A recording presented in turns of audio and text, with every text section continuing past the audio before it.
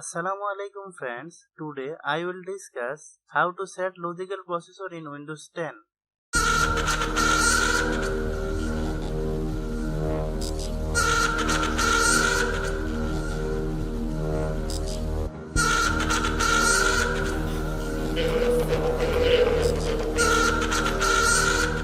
Right click the taskbar and select the Task Manager option.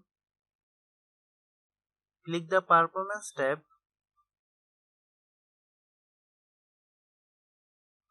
Check the performance.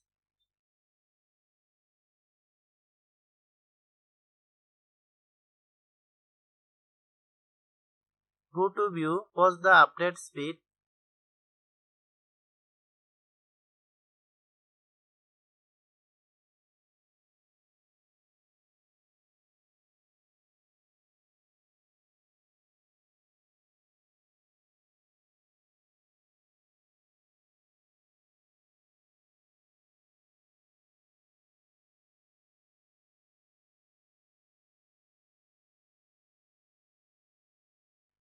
Thanks for watching.